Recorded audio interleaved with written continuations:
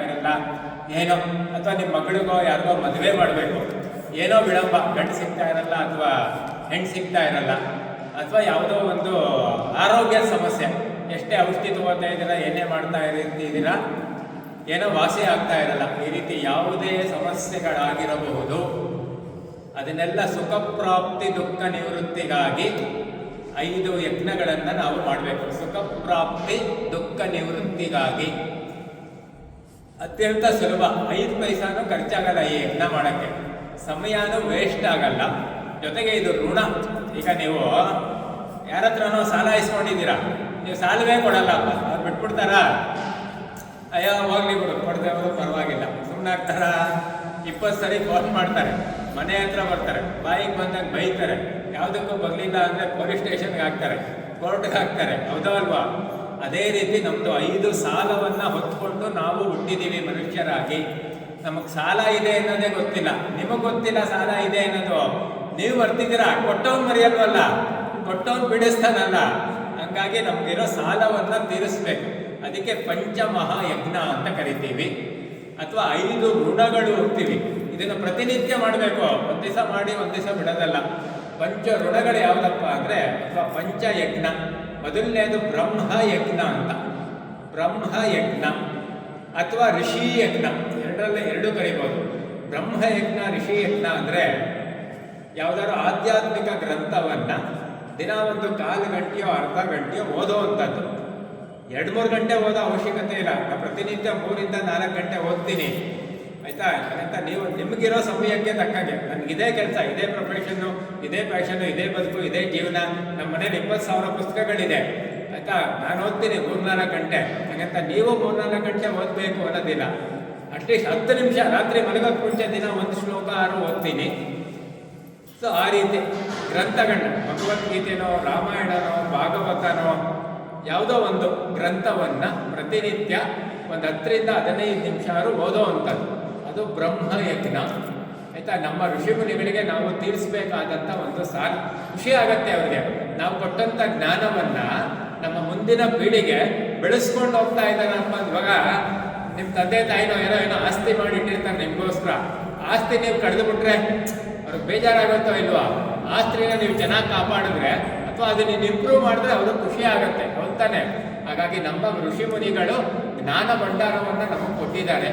ದಿನ ಒಂದು 10-15 ನಿಮಿಷ ಓದಿ. ನಾನು ಗಂಟೆಗಟ್ಟಲೆ ಹೇಳ್ತಾ ಇಲ್ಲ, practically it has to be feasible. ದಿನ ಒಂದು 10-15 ನಿಮಿಷ ಯಾವುದಾದ್ರು ಭಗವದ್ಗೀತೆ ರಾಮಾಯಣ ಯಾವುದೋ ಒಂದು ಗ್ರಂಥ ಓದೋವಂಥದ್ದು. ಅದನ್ನಿನ್ನೂ ಸುಲಭ ಅಂದರೆ ನನ್ನದೇ ಒಂದು ವಾಟ್ಸಪ್ ಗ್ರೂಪ್ ಇದೆ, ಮೇಡಮ್ಗೆ ಗೊತ್ತು. ಪ್ರತಿನಿತ್ಯ ಬೆಳಗ್ಗೆ 8 ರಿಂದ 10 ನಿಮಿಷ ಈ ಥರದೊಂದು ಉಪನ್ಯಾಸ ಕಳಿಸ್ತೀನಿ. ಪ್ರತಿನಿತ್ಯ ನೀವು ಅದನ್ನು ಕೇಳಿಬಿಟ್ರೂ ಆಗೋಯ್ತು ಬ್ರಹ್ಮಯಜ್ಞ, ಆಯಿತಾ? ಅದು ಅಂದರೆ ಒಳ್ಳೆ ವಿಚಾರ ನಿಮ್ಮೊಳಗಡೆ ಪ್ರತಿನಿತ್ಯ ಹೋಗಬೇಕು ಅಂತ. ಎರಡನೇದು ದೇವಯಜ್ಞ. ದೇವರನ್ನ ಬಿಟ್ಟು ನಾವು ಬದುಕೋಕ್ಕಾಗಲ್ಲ. ದೈವಾನುಗ್ರಹ ಹೇತುಕಂ ಅಂದೆ, ಹೌದಾ ಅಲ್ವಾ? ನಾವು ಉಸಿರಾಡ್ತಾ ಇರೋದೇ ಆ ಭಗವಂತನ ಆಶೀರ್ವಾದದಿಂದ. ಹಾಗಾಗಿ ದೇವಸ್ಥಾನಕ್ಕೆ ಆಗಾಗ ಹೋಗುವಂಥದ್ದು, ಮನೆಯಲ್ಲಿ ಅಟ್ಲೀಸ್ಟ್ ದಿನ ಒಂದು ದೇವರಿಗೆ ದೀಪ ಹಚ್ಚುವಂಥದ್ದು, ಗಂಧದ ಕಡ್ಡಿ ತೋರಿಸುವಂಥದ್ದು. At least some time you have to spend with the god.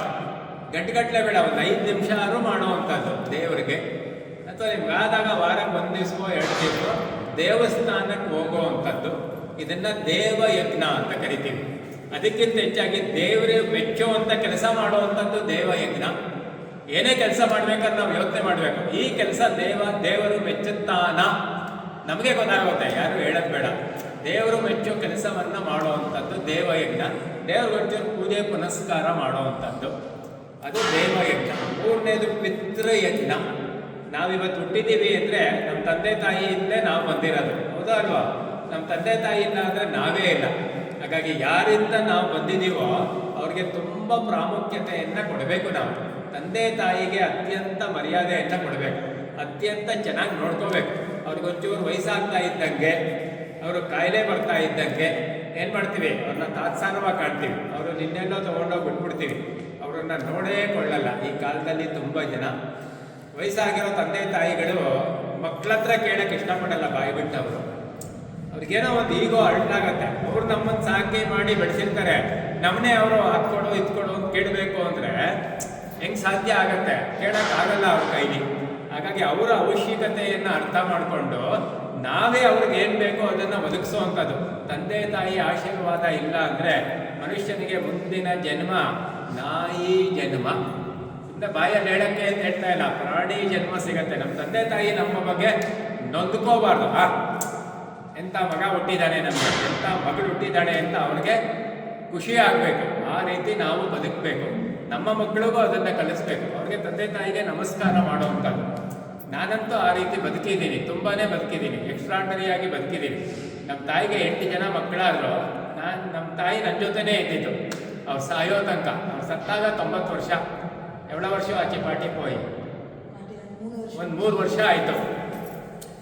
ಲಾಸ್ಟಲ್ಲಿ ತುಂಬ ಬೆಡ್ ರಿಡನ್ ಆಗೋಗಿದ್ರು ನಮ್ಮ ತಾಯಿ ಆಯಿತಾ. ಬೆಡ್ ರಿಡನ್ ಆದಾಗ ತುಂಬಾ ಕಷ್ಟ ಆಯಿತು. ನಾನು ಕೆಲಸ ಎಲ್ಲ ಬಿಟ್ಬಿಟ್ಟಿದ್ದೆ.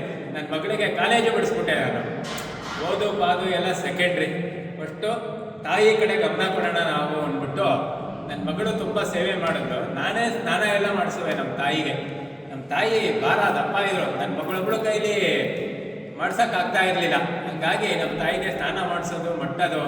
8 ಜನ ಮಕ್ಕಳು ನನಗೆ. ಅವತ್ತು ನಾನು ಯಾಕೆ ಮಾಡಬೇಕು, 7 ಜನ ಇದ್ದಾರೆ ನನ್ನ ಮೇಲೆ, ಅವ್ರು ಮಾಡಲಿ ಅಂತ ಒಂದು ದಿವಸವೂ ಅನ್ನಿಸ್ಲಿಲ್ಲ ನನಗೆ. ನಾನು ಅಂದ್ಕೊಂಡಿದ್ದು ಭಗವಂತ ಅವರು ಕೊಡದೇ ಇರೋ ಅವಕಾಶ ನನಗೆ ಕೊಟ್ಟಿದ್ದಾನೆ, ಹೌದಲ್ವಾ? ಹಂಗಾಗಿ ತಂದೆ ತಾಯಿಗೆ ಸೇವೆ ಮಾಡೋ ಅವಕಾಶಕ್ಕಾಗಿ ಬಕಪಕ್ಷಿ ಥರ ಕಾಯ್ತಾ ಇರ್ಬೇಕು ನಾವು. ಹಾಗಾಗಿ ನಮ್ಮ ಎಲ್ಲರೂ ಹೇಳ್ತಾರೆ, ನಿಮ್ಮ ತಾಯಿ ಆಶೀರ್ವಾದ ನಿಮ್ಮ ಮೇಲೆ ತುಂಬ ಇದೆ ಅಂತ. ಹಾಗಾಗಿ ತಂದೆ ತಾಯಿಗಳು ಪಿತೃಯಜ್ಞ ಅದನ್ನು ಚೆನ್ನಾಗಿ ನೋಡ್ಕೊಳ್ಳಿ. ಅವ್ರು ಹೋಗಾದ್ಮೇಲೆ ಅವ್ರಿಗೆ ಶ್ರಾದ್ದ ಮಾಡೋದು ಅಂತ ಇದೆ. ಶ್ರದ್ಧೆಯಿಂದ ಮಾಡುವುದೇ ಶ್ರಾದ್ದ ಅಂತ. ಶ್ರದ್ಧೆಯಿಂದ ಮಾಡಬೇಕೇನೋ ಮಾಡಬೇಕಲ್ಲ ಅಂತ ಮಾಡೋದಂತಲ್ಲ, ಆಯಿತಾ? ನಿಮ್ಗೇನೋ ಶ್ರಾದ್ದ ಮಾಡೋಕ್ಕೆ ಟೈಮ್ ಇಲ್ಲ, ದುಡ್ಡಿಲ್ಲ ಅಥವಾ ಏನೋ ಇಲ್ಲ ಅಂದರೆ ಅವತ್ತಿನ ದಿವಸ ಅವ್ರ ಹೆಸರಲ್ಲಿ ಯಾರೋ ಒಂದು 4 ದಿನಕ್ಕೆ ಊಟ ಹಾಕುವಂಥದ್ದು. ಅಥವಾ ಒಂದು ಹಸುವನ್ನು ಕರೆದುಬಿಟ್ಟು ಹಸುವಿಗೆ ಭೂರಿ ಭೋಜನ. ಏನು ಭೂರಿ ಭೋಜನ ಅಂದರೆ ಗ್ರ್ಯಾಂಡ್ ಊಟ ಹಾಕ್ಬೇಕು. ಹಸುವಿಗೆ ಏನಿಷ್ಟ? ಹಸುವಿಗೆ ಬೆಲ್ಲ ಇಷ್ಟ, ಹಸುವಿಗೆ ಅಕ್ಕಿ ಇಷ್ಟ, ಹಸುವಿಗೆ ಬಾಳೆಹಣ್ಣು ಇಷ್ಟ.